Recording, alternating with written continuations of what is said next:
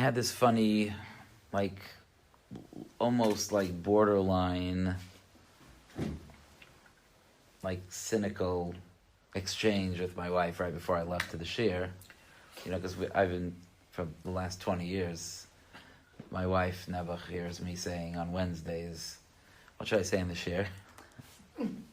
And sometimes she says, do you really want, are you asking for a suggestion, or are you just saying, you know, like, because a lot of times she would say to speak about this. No, that's a terrible idea, you know? So she reacted to my, okay, I'm going to 3 meetings, I have to also prepare the Shiur, by saying, no, speak about the role of women in Matan Torah, which I understood that she was saying, like that is the cliche pre-Matan Torah ladies' Shiur, no, isn't it? Right? So I was like, haha. And then I got into the car and I was like, wait a second.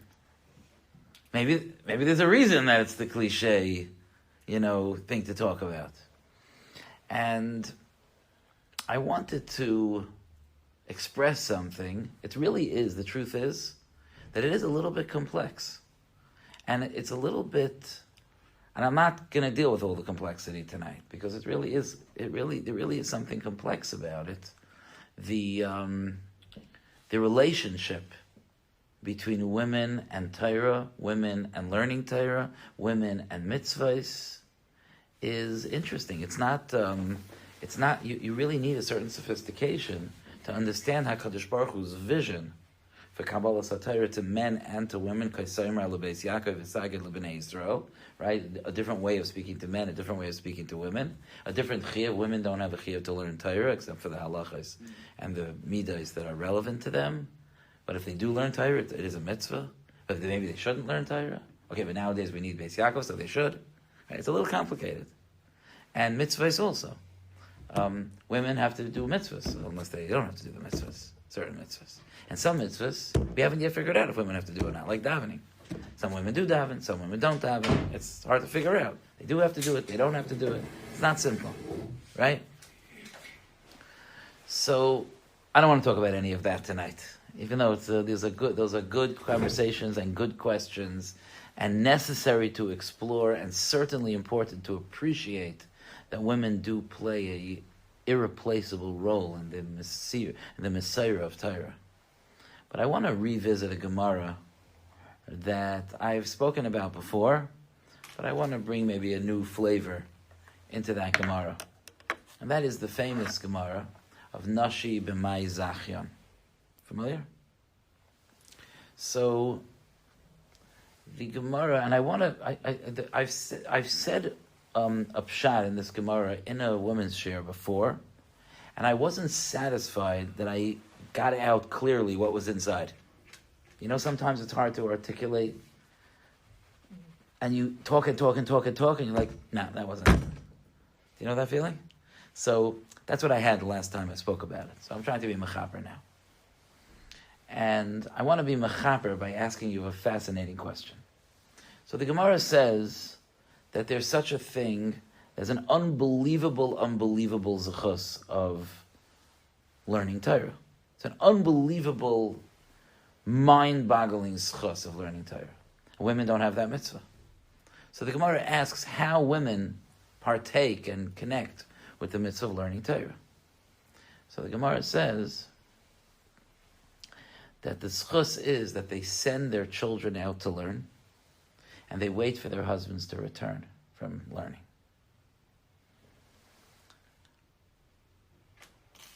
Maybe this isn't a great question. Why doesn't it say they send their husbands out to learn and they wait for their children to come home from learning? Like, why is it in that order?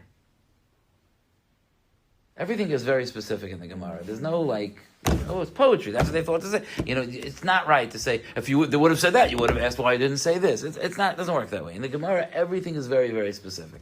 They're each the hardest. What do you mean? Like, waiting for your husband to come home is harder than waiting for the kids to come home. Right, waiting for your husband to come home is harder than sending him off. Well, not always. And yeah, I was thinking that. Was lucky you. Yeah. Yeah. I don't know. Yeah. It could go both ways. I hear what you're saying. I was thinking just in terms of your practical answer. I was thinking also that you don't send your husband off like he's a man. She goes off. Right. You wait for him to come home because you're waiting for him. But you send your children off. Do you wait for them to come home? Yeah, I know, but we already said the children in the morning, right? So there is a conversation here. But I want to suggest that it's very, very, not to take away from what you're saying. I think it's right. Right? It makes sense, right? But I want to suggest that it's very, very, very specific and very, very exactly bediktuk. And that is like this. I was talking to someone recently, a husband, who was, this actually happened to me twice in the last week, who was complaining to me about his lack of control over decisions that are being made in his house. Now, when a husband says that, you have to know if it means, should we buy a new house or should we eat fleischigs or milchigs? What does he mean? What kind of control is he looking for, right? Because there are husbands that feel like you should ask them if they choose, instead of serving fish tonight, to serve meat. I don't have a say. There is such a thing, right? But, and sometimes there are husbands that aren't, that their wives run the house and they're not being asked questions of should we take our kid out of school and put them in a different school? Should we move? There is such a thing. In other words, what I'm trying to say is there are extremes on both ends. But, sometimes you could have a husband that feels like the inyone habayis, the way the house is being run, hello, I'm here, the wife is running the house, It's the same mode that makes fathers say they're babysitting their kids and mothers never saying they're babysitting their kids. It's the home is the mother's place. Rachmana litzlan, no one should ever know the pain, and never know such a thing. But if a couple would chas v'shalom separate, so it's kind of like the etiquette that the husband will leave, because it's the wife's bias. It's not a law, trust me, and trust me, there have been plenty of fights about things like that. But in the world, there's a certain sense that it's her house. It's her makkah. I've heard many of a husbands say, I don't know, I just live here. That type of thing, not ownership. Now, there are husbands that take full ownership, and the wife is where do we keep the cups? And the husband's oh, I just did the dishes. Yes, so, okay. I've heard rumors of such things. So I don't want to over-stereotype, okay? But what I told, this husband called me to complain and to say that, he doesn't have much of a say about what goes on in his house. And I wasn't sure what he was talking about exactly. But I was kind of saying that there's an area of the running of the house that, leave it alone. It's not your tchum, it's her tchum. Leave it alone. I hope I'm not getting anyone into trouble here. Okay? I hope I'm not going to have an angry husband tomorrow saying, what did you tell my wife? But I struggled with this over the years at different things because I have an appreciation of style or things like that. So Rivka Bracha, when we were doing the basement, so everyone was involved. I don't know if you know about you're in touch with my daughters about it? What? Everyone was involved. Everyone had an idea. This should be open. This should be closed. This should be here. This should be there. The plans were being sent around to all the kids because they're the ones that are going to stay there. So they're still owners of the basement, right? Kaviyacha. And I had to literally hold myself back. There was one thing that I said, I think this is important, But I had to hold myself okay, this is what you decided. Okay, this is what you're doing. Okay, it's my house, right? It's my house. But it's not my house, because Beisai zu ishtai. Because the Gemara says that when the Torah says Beisai of a person, it means his wife. Because the wife is called the Akeres Habayis. Because the home is associated with her. It's her home. And there is truth to it. I don't know who I'm getting into trouble here. Probably myself. But it is true in a sense that the home is the wife's home. And the husband does his work in that makom that the wife creates, in that environment. She's home more than him, again, generally speaking. She knows more the ins and outs of the home and the details of the children. And of course, we encourage husbands to know the details and to be involved, but it's not their, how many husbands, again, I don't want to get anyone into trouble, but how many husbands would be like, the wife is starting to pack and he's like, are you going somewhere? He's like, yeah, we're going away for Shabbos. You didn't know? Okay, maybe I'm being a little dramatic, but there's such a thing. It's so funny because I'm saying you look like what? Yes, I'm saying I'm being dramatic, but there are some people that might listen to this and be like, yeah, it happens all the time.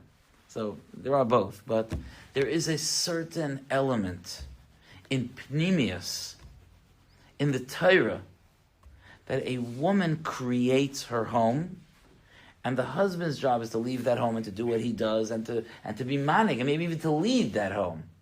That's the partnership. He's the leader, maybe. But it's her bias. Beisai zu ishtai. His wife is the one it's her home. It makes sense. It's a clear thing.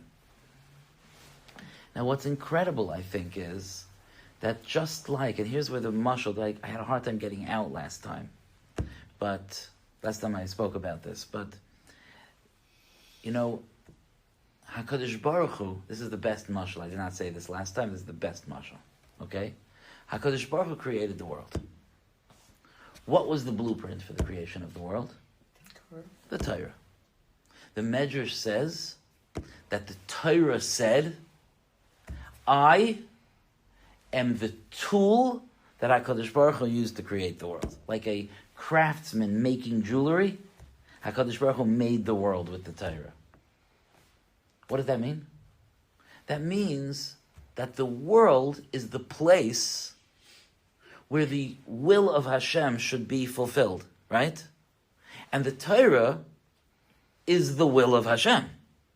So when you take the Torah and you apply it to the world, and you make a world that's the proper place to be able to do all the mitzvahs, that's using the Torah as the blueprint for the world. I'm being clear, right?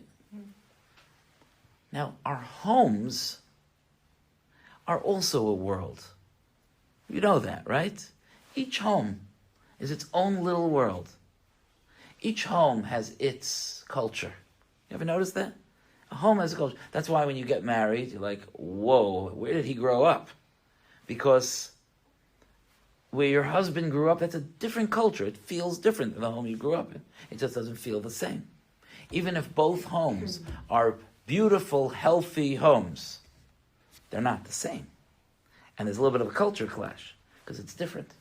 There's different values in a subtle way. It's a little world. The home is a world. And just like Hashem creates his world by looking at the Torah and creating his world, the woman who's creating her bias, this is her world, wants to look towards the Torah to create her world. And that's the model that the Torah gives of waiting for your husband to come home. And that's why I said last time that you're not like waiting to, oh, Baruch Hashem, you're home. You're not getting the big bucks because Baruch Hashem, you're home. You're getting the big bucks because of what you do. Because when your husband comes home and he learned Torah and he asked Shilas and he has yeshiva education and he brings that knowledge and that inspiration back into the house, you implement that value system in your home. That's the partnership. You make that the air that your children breathe. Isn't that something? So you wait for your husband to come home to kind of create that histakel ba'iraisa ubara alma. We look to the Torah to create the world. That's the model. Whenever you have a model, it's not always perfect. But that's the model, that the husband comes home and brings the spirituality with him to the house, and the wife doesn't just sit there and go like, hey, welcome home. Okay, let me collect. I waited for you to come home. No, it's that she's mekabel him, that she's mitzapet towards it, because that's meaningful to her. Because the Torah and the midos and the accomplishments and the Kiddush Hashem that the husband made out there become part and woven into the value system of the home. Okay? And the other part is the flip side. That's why it's said that way. When you send your children out, you're sending them out from a home that was built to be a world of Torah. You're sending them out. It's not about waiting for your children to come home. It's about being mashpia on your children. You're sending them out to learn, ready to go learn the Dvar Hashem, because they were raised in this place of Torah, in this place of Ratzon Hashem, in this place where the values that you taught were values that when they walk into yeshiva, they will recognize those values. And when, to a little kid, when Mora starts talking about Shabbos, your children will say like, oh, Shabbos, I know Shabbos. Shabbos is a value in my house also. And when a little bit older child starts hearing about Chesed, so your child will be like, oh, Chesed, I know Chesed. My mother makes food for people that aren't well in the community. My father gives tzedakah.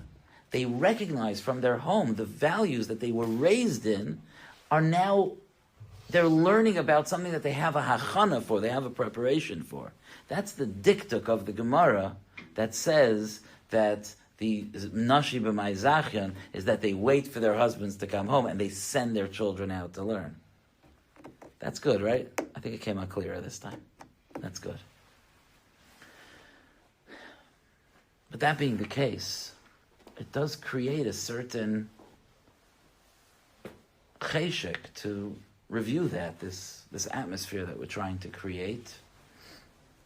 And although the wife in a family normally and regularly is the one who creates that environment, but silly and unfortunate is the husband that thinks that it's his wife's job and therefore he should stay out of it, because it's all hands on deck in this generation. We're all working together.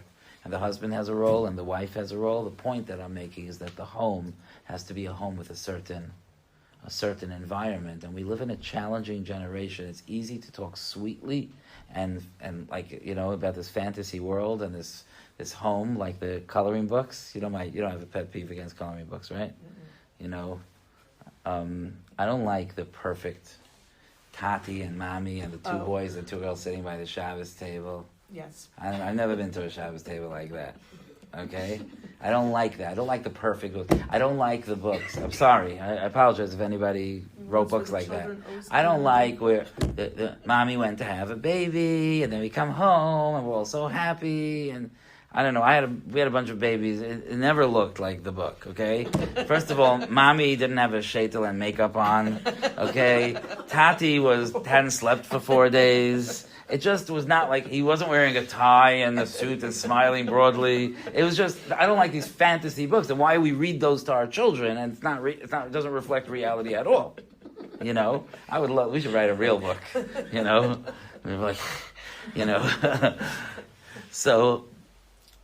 So we have to realize that real life is not like these, you know, it's not a storybook. But that doesn't excuse us from trying to do everything that we can do to create every moment of positivity that we can add and we can contribute to our home is important. And, you know, last week we spoke about respecting our children, and I thought that was really, really important and a good review of that, to the concept of respecting our children. But that's also true about the home, right? That's an atmosphere in a home, that people are respected. And the first and foremost responsibility, I mean, think of a home like a baby grows for 9 months in his mother's womb, where it's like an environment where the baby, he or she, is completely taken care of and enveloped physically and emotionally by the love of his or her mother, right? The home is be'etzem, an extension of that rechem. It's an extension of that. That's outside of me. The place where I continue to, our children are still babies, they're still helpless, they're still defenseless. Our home is an extension of that. Okay? We haven't fully, I think in the past generation at least I could say, we haven't fully given birth to our children until we walk them down the aisle. That's no longer true, by the way. Now I say we haven't fully given birth to our children until our children walk their children down the aisle. Then we could be like, okay, I think we raised them. But that environment is like an extension. It's a long pregnancy. It's an extension without the nausea, with an extension of creating a safe place that provides that love. And in a way, it's a lot more challenging because it's part of the world. But the first achraya is to create that home that the husband comes home to and the children leave from, is to create a home that's safe. And that's important. And that's something I'm being mechazik, and I want to speak out because I do live in a real world. I want to speak out that I'm going to speak about certain values and certain ideas we're not perfect. Our homes aren't perfect. If anybody here has a perfect home, anybody listening has a perfect home where everything is perfect, I apologize. Please hang up the phone, whatever. You can listen for entertainment value if you want. I am not speaking to you. Okay? Because I live in a real world where people aren't perfect, where kids act up, where people are influenced by other people, where there are traumas, where there's anxiety, where there's anger, where there's money worries. That's the world I live in. And we try every step that we do. We try little by little to try to make a difference today and to make our homes a safer, more wholesome place today than it was yesterday. That's our F. The rest is up to Hashem, but that's what we could do. So when I talk about things, I don't want a single person who's listening, not now and not to any future recording that Mrs. Feld might decide to put up. I don't want anyone to feel chas v'shalom an ounce of criticism. I'm reviewing this, and when I spoke last week about respecting children, I went home and I felt more respect for my children because it's important that we talk about these things. We're not making accusations, chas v'shalom. We talk to the people that we know are in the sugya in a positive way. But this idea of creating a safe place, first of all, a physically safe place. And a physically safe place means that sometimes, and this is something that comes up a lot, is that, children hurt each other sometimes. Children can be very mean to each other. And part of our job, maybe sometimes we have to figure out or ask a shaylo or discuss with a professional how to do it, but we can't preside over one kid getting hurt or one kid being constantly bullied by another kid. What to do about it is complex, but it's important to know that it's our job to stop it. It's not just like kids fight. Yeah, sometimes kids fight, but sometimes I've sat with parents that sometimes one child is becoming a victim of another child. And maybe the older child is having a tough time in school or went through something difficult or is ADD or whatever it is, but that means that now this younger child is constantly taking the blows. We have to know how to step in. It's not going to be perfect. Because we live together. I'm not saying you should be like to your 10-year-old, like, I'm sorry, you got to find another place to live. I'm not saying that. But we need to recognize that part of our basic responsibility is physical safety. That's the basic responsibility. And that means even children hurting each other. Like, we have this, old-fashioned thing. Like, yeah, kids fight. It's okay. Be careful. Watch carefully. It's true, kids fight. But there's kids fight, and there's kids fight. And there's the regular thing, kids fight, they push each other, they make fun of each other, they cry, they feel better, they go, right, that's our life, right? Okay, that's maybe normal. But then sometimes you have that one kid that's getting a lot of blows, or that's constantly being picked on. And safety is not just physical safety, it's also emotional safety. So sometimes you could have children in a family, and again, I'm not saying that it's easy to solve this. Sometimes it has to be done slowly and carefully, sometimes with a professional, sometimes with a rav, sometimes just a husband and wife. Most often, a husband and wife putting their heads together and trying to work on how to handle this. But a child that's constantly, daily, day in and day out, being put down and made fun of by another child, we have to make a plan, no? We need a plan for that. We can't just say, yeah, kids make fun of each other. We can't do that. That younger, more vulnerable child is not living in a safe place. No, it's not safe. And it has to be safe. And we have to figure out how to protect. We could protect with our words. We could say something. We could defend them. And I'm not an expert, b'chlal. If someone would want to sit down with me and try to work it out, maybe we could try to figure it out. I'm not an expert, but I'm just saying that it's something that we need to address. It needs to be talked about. Mommy and Tati need to sit down and discuss this, that this child or that child is getting the brunt of maybe a little bit of sibling bullying or sibling rivalry, and we have to know our first responsibility is safe. It's safe. Of course, there is nothing more tragic for children to grow up in a house that's a war zone and that their parents themselves are fighting. That doesn't feel safe. And sometimes we don't realize how much of an impact it makes on little children. The fear, the worry. Sometimes we say things out of anger and we're not paying attention to the fact that our children are listening, and they're getting scared. And they can walk around with that fear. And something we have to be careful about, to chizuk, to keep. We're not perfect, and husbands and wives argue. And again, we don't live in a fantasy world. You didn't see that page in the coloring book? The husband and wife screaming at each other? You didn't color that page? But it's normal that there are struggles between a husband and wife. Husbands and wives can have different personalities. Husbands and wives can have different sensitivities. Husbands and wives can have different effects of the past and how it affects the present and the future. It's not always easy, but it is important that we take into account my job is to create a safe home. And if that means that I have to consult with a therapist, if that means that I have to make a seder learning about a certain midas, if that means that I have to keep at it no matter what, to be in an environment, that my children are in an environment that feels peaceful, that doesn't feel tense. And another part of our children living in a safe home is that we're not belittling them. And this is a little bit of a continuation of what we talked about last week in terms of respecting our children, is that we have to really, really, really be careful not to be. The worst thing is to be cynical with our children. You know that. The worst thing is to be cynical with them. And it's hard sometimes not to be cynical at the end of a long day. Sometimes it feels like that's what we have to hold on to, like a cynical attitude. But we have to be mechazik ourselves. Children don't understand cynicism. They just feel like something's off. And when we criticize them, and it's our job to be mechanech them, we have to think about what we're doing. We have to make sure, there's this old study that measured, the percentage of criticisms to compliments, right? This old thing, we talk about. I don't know that it's 1,000% accurate, that there has to be more compliments and, because part of what we do over the day naturally is we say, please sit by the table, please don't spill, that's, I don't know if you call all of that a criticism, we're not criticizing, we're raising our children.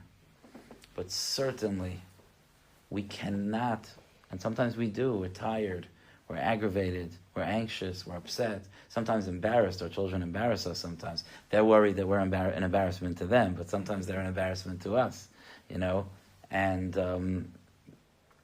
we say things that we shouldn't say. We say things that are hurtful to them. And just because it's my child doesn't mean that I have a heter to hurt another yid, first of all. I have the importance of speaking nicely to another yid applies to my own child as well, maybe more than anything, and not to say things that leave a scar. Do you know what I mean? There's criticism. I'm so frustrated from how you're acting. That's a criticism, but it doesn't leave a scar. I don't know how you're ever going to run, become an adult or something. Ooh, that could leave a scar. How we express ourselves, we have to be careful. If we question their ability to be successful, if we label them as bad kids, I know of real stories. I'm embarrassed to even say them. I know of real stories from people that have told their children multiple times, I wish I didn't have you. Okay? So when I speak about this, I'm not coming from what are you getting so bent out of shape for? Everyone's so nice to their kids. No. People say horrible things to their kids sometimes. And we have to be careful. And there's no... and if a person realizes that I lose control and I end up saying damaging things, I got to work on it.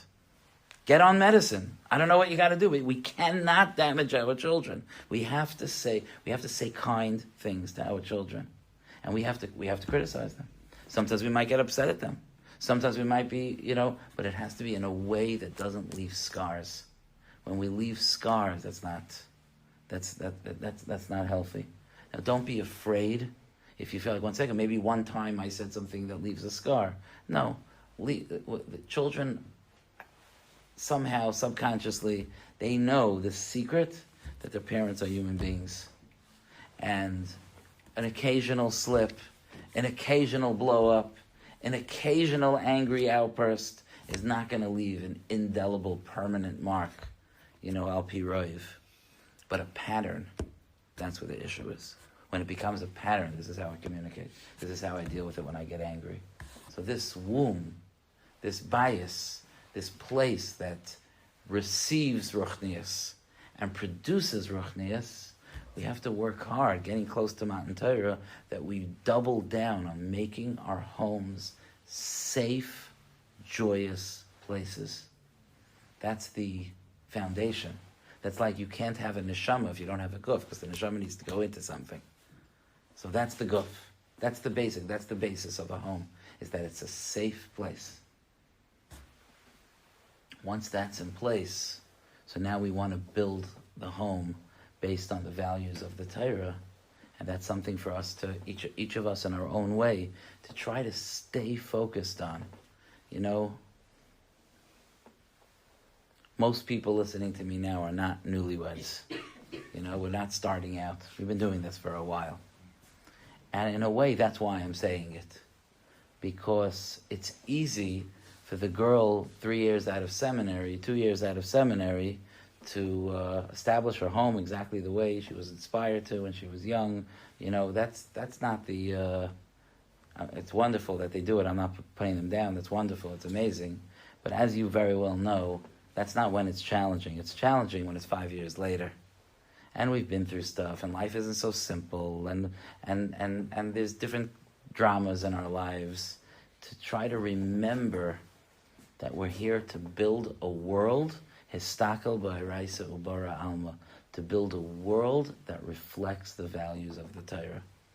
And don't underestimate the power of the words of a mother.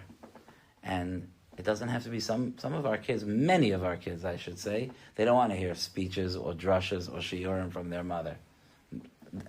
Some of you may have noticed, it doesn't work so well sometimes. It's not what our children want to hear. But there's still something of Shem Shamayim Shagor B'fiha, that a mother is talking about Hashem, that she's talking about Ruchnius, that she's davening. These things are very, very, very important. Sometimes we wonder, they don't listen to a word I'm saying, they're not paying attention to me. And in the end of the day, not when your children are 20, I'm talking about when your children are 60. The impact of having a mother that was erlich, a mother that asked shilas, a mother that had some relationship with tefillah, a mother that had emunah, a mother that made brachas, and that they grew up, it has a lasting impact. Our children, when they're 20, we look at them, we're like, okay, I guess I tried, that kind of feeling, No, this is a little bit too premature to know the impact. The impact is years. The impact is what about when our daughters are mothers? That's when you feel the impact. And that's something that comes about from trying to make sure to maintain our being plugged into the world of Torah.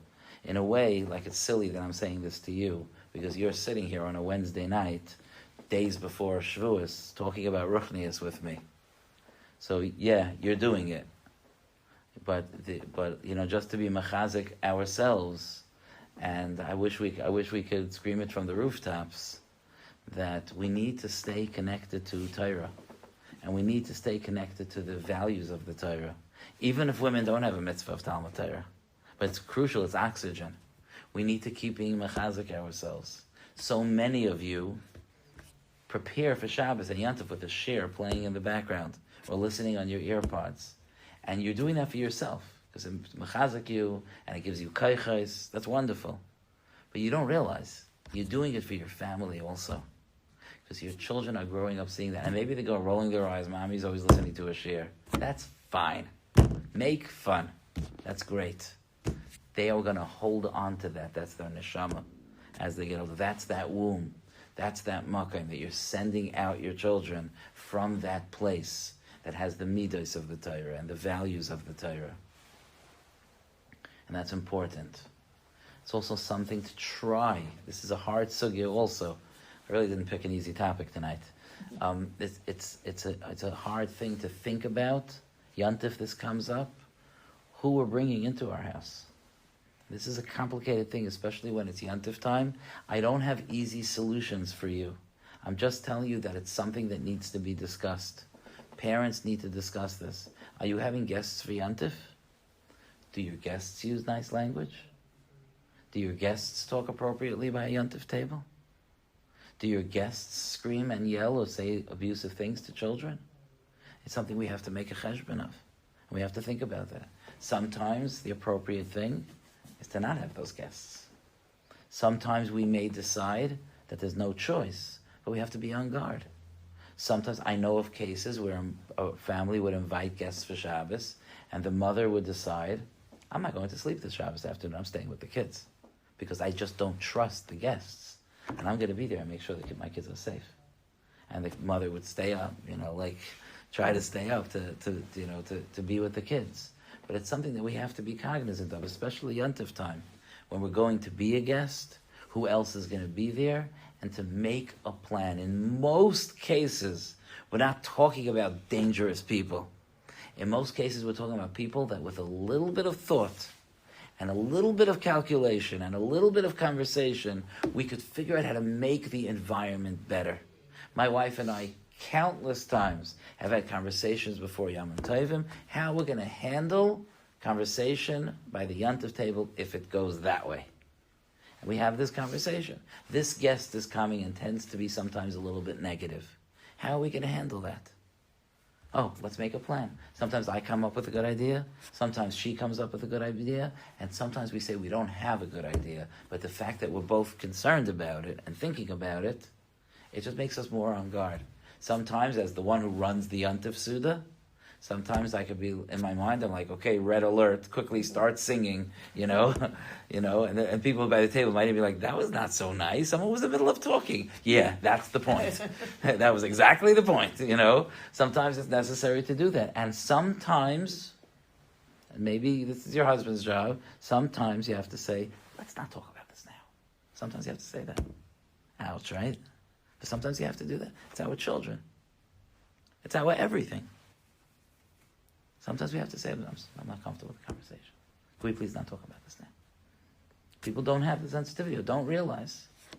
So these are just ideas and machshavos about focusing on creating that bias, that the nashi b'mai zachin, to create that bias that's a house of Torah.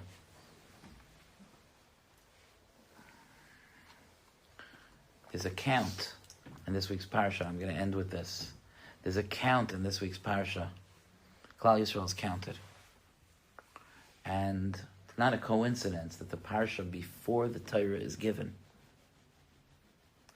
is a parsha where Klal Yisrael was counted. Because it's a little bit like, there's such a thing, they did it, I mentioned it a few weeks ago because, I get enamored with certain things that go on in the world. You remember we talked a few weeks ago about King Charles coming to... So there's something called, when you visit another country, a dignitary visits another country or someone comes here, there's something called reviewing the troops, okay? Where the troops get up, polished, and you go through review the troops. There's an idea of soldiers, before accepting a mission, they stand at attention. There's a roll call. Even in the police department, there's a roll call before each thing. They stand at attention. They get their instructions. There's such a concept. And we are the ones that are in that roll call. And before this parsha, before Shavuos, Klal Yisrael is counted.